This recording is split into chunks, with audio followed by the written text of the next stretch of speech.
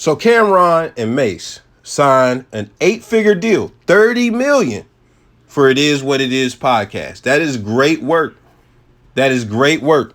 So we're going to be going over today. I'm going to give you 5 lessons. I'm going to present them as lessons. The last few might not even be lessons. I'm not going to lie to you. But 5 lessons you can learn from Cam and Mase as far as the It Is What It Is podcast. So the first lesson is the power of fame and star power just by itself. Cameron and Mase are people who used to fuck up the charts. We already know Mase had an elite bad boy run back in the day, and he flipped the shit with G-Unit. And then Cam, you already know Dipset, turbo fucking legendary. That's just what it is. So these are rappers who really were like at peak fame in the late 90s, mid 2000s. You can even say late 2000s to some extent. That's just what it is. They were very poppin' rappers. Now, as far as, them rapping in their rap careers, it's not what it was to where they, they pretty much hit a decline as far as, being able to sell what they sold and all of that stuff. Now, that's not a knock, because the thing that you have to understand about music, and I'll probably touch on this a little bit later, is everybody has a peak, and I don't care who we talking about. I don't care I guarantee you, I don't want to say Michael Jackson, but even then, he can't do what he did with Thriller. He just can't. Thriller was a peak, and anything else that he did after that was not going to come close as far as numbers and things of that nature. Even though Michael Jackson is Michael Jackson, he's out of this world. But my whole point is decline. So don't take it as disrespect or anything like that. So the star power still is there regardless. The star power is still there. So with that being said, when it comes time to make a pivot, which we'll talk about as well, they decided, Cam believed in himself, because Cam still got clout. We still love Cam. We still look at Cam Instagram. We still tapped in to what Cam is doing. Cam believed in himself, and he put money into the podcast, invested in it with Mase, and boom, they did this. Now, it's a sports show, but during this, I'm going to refer to it as a podcast. Now, this is the thing that you need to know. He got the equipment in January. It is August, and they got a $30 million deal. The catalyst for them being in this position, you could say a bunch of other stuff, but the real catalyst is the amount of fame that they have and the following that they have. That automatically gets them attention. Attention is constantly on them, way more than the average person. I say that to say, when you look at regular people who have podcasts, you could talk about the oversaturation of the podcast game. It's a new relationship podcast all the time with niggas you never seen in your life. Niggas you never seen. And they always popping up on Shade Room. They probably even paying thousands of dollars to get those slots. Now, with that being said, we not knocking them or anything like that. The whole point in me mentioning that is there are podcasts that have been running for anywhere from 2 to 6 years who barely have sponsors, who struggle getting sponsors. And that's because you could say a bunch of stuff with the marketing and da-da-da-da-da. People don't know these people. People don't know who these people are. And even then, they have to work harder to get their following than Cam and Mase, who have had a following since the 90s and transitioned it into social media. So the whole point of this, I really like the idea of having a lot of money without fame. But the thing that I understand is when you have fame, when you have a brand, you could get stupid money for dumb shit, for nothing. You could get dumb money just to put on some clothes. The power of fame is crazy. So fame can give you a lot of leverage when it comes to different endeavors. So that's number one, fame and star power. Now we're going to get to the second point, which is pivoting. So as far as Cam and Mase, they're rappers, and they have, they pretty much have a 20-year career when you look at it. Cam believed in himself and he invested in this.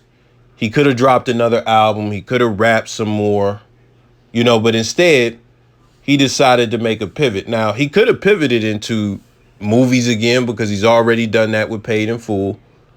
But instead, he decided to do the podcast route. And shout out to Joe Budden. He kicked open the door for rappers to do the podcast and stuff. So the one thing I will say, and this is just general, we're getting past Cam and Mase right now. They are 20 years in.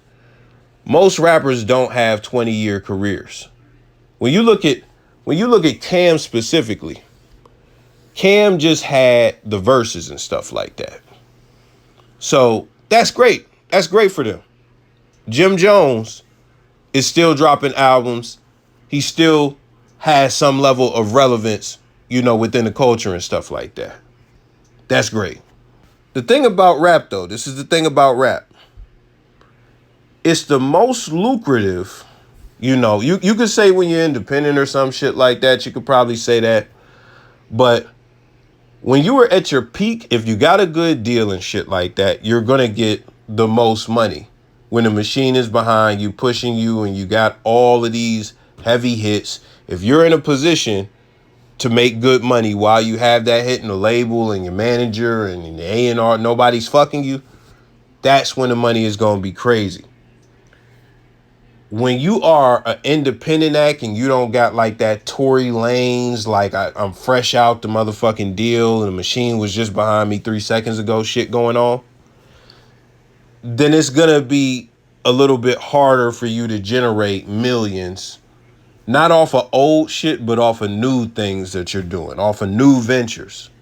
So with that, if you look at people like Ice Cube, Ice-T, Will Smith, all of them, they made their pivot during the peaks of their careers. Maybe Will a little bit on a decline, but even then he had that whole like pop wave and stuff like that.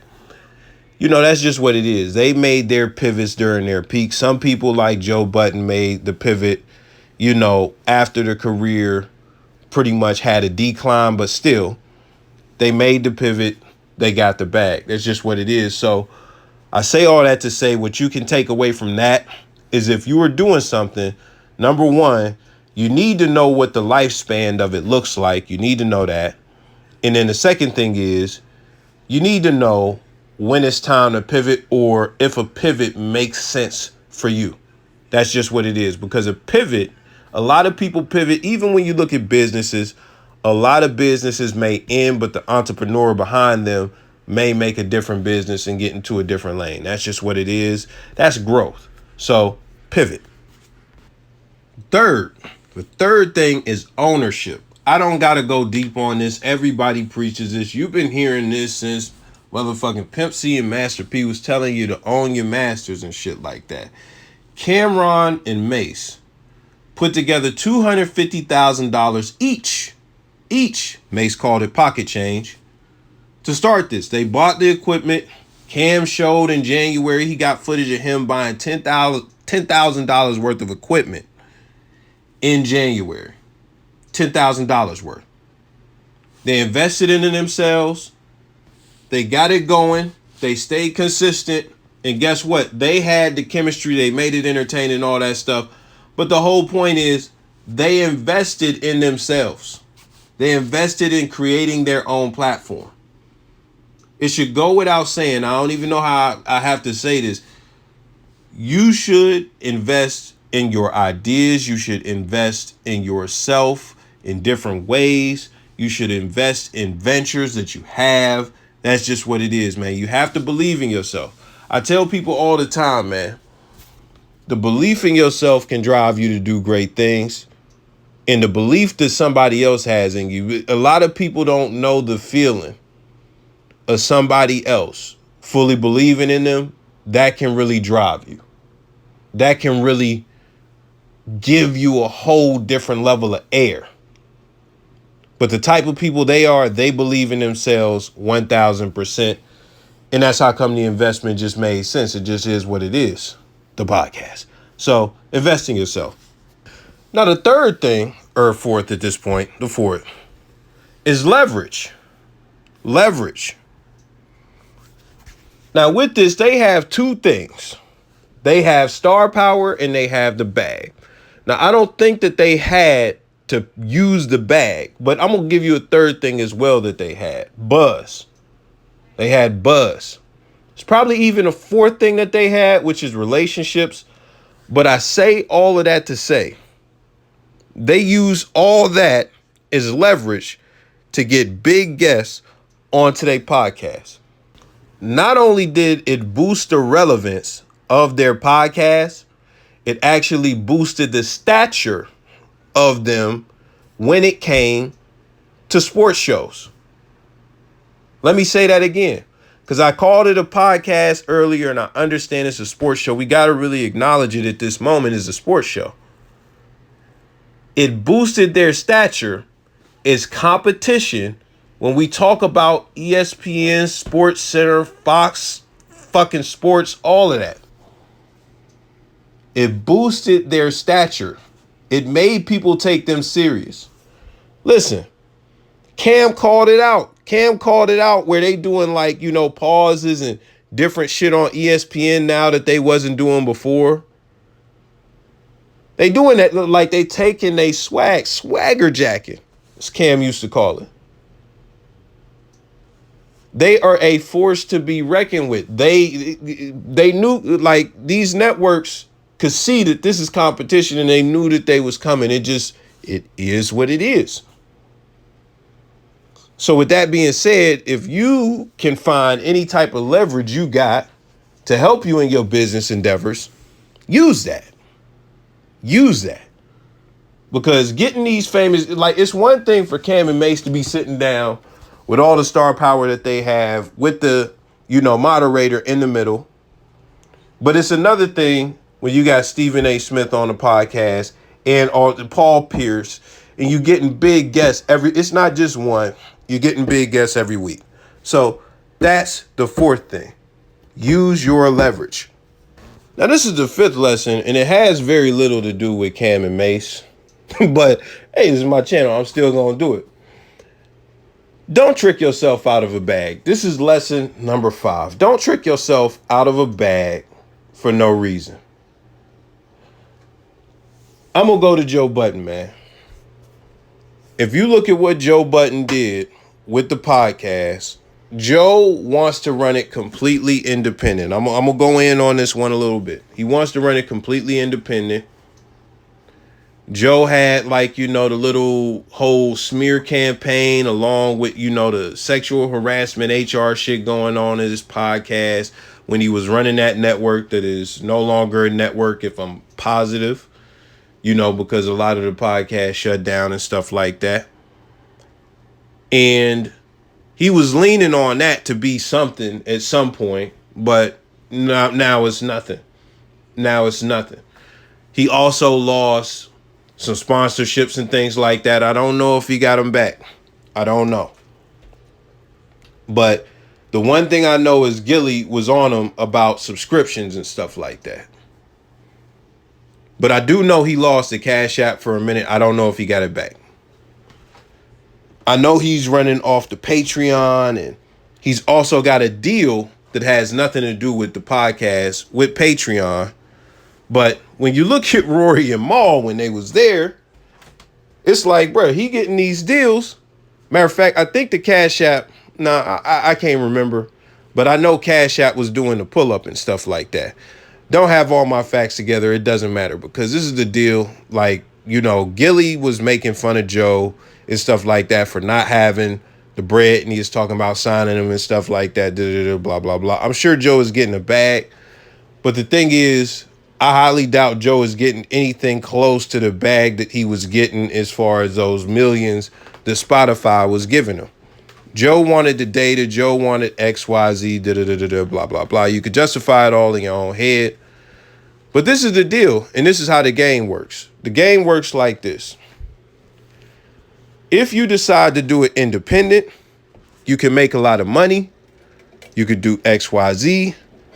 But you are not going to have the resources or the capital money that these major labels or major businesses have.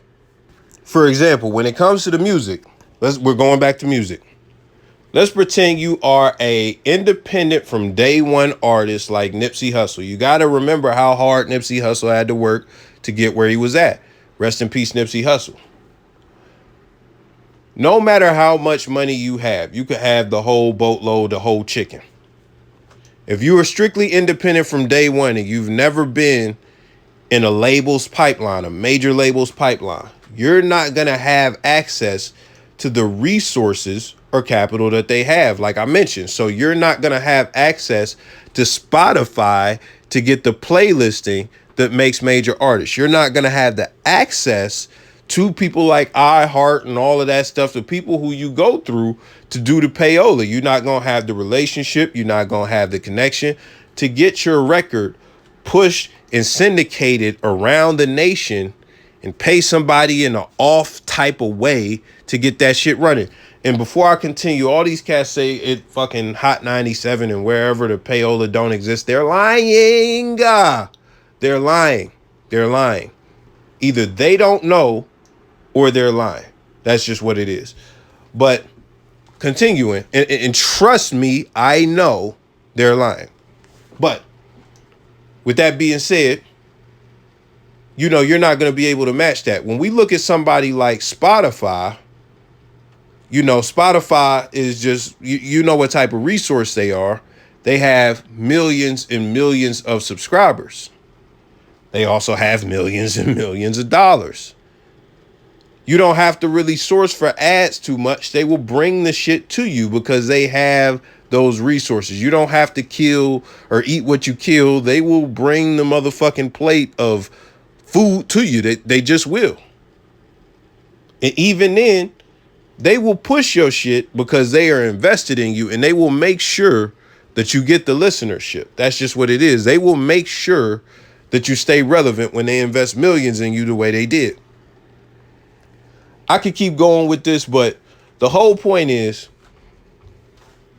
when it comes to being independent, you got to understand it is a eat what you kill type of game.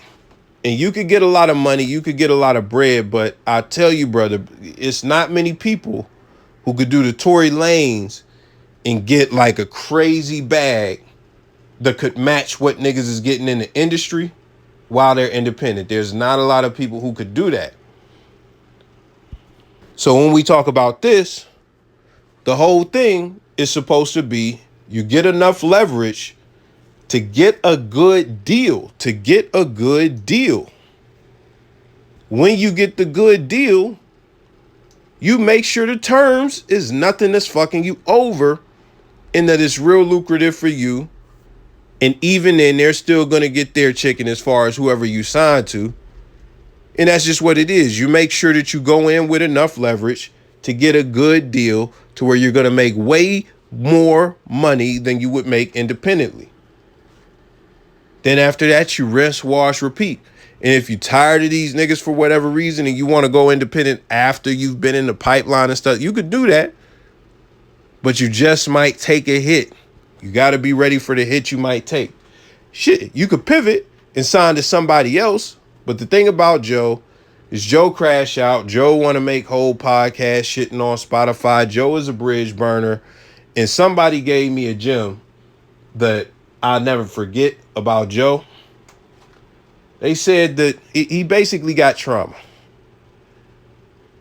His time rapping, the labels did him so dirty that he don't want to give nobody no ownership of anything he doing no more.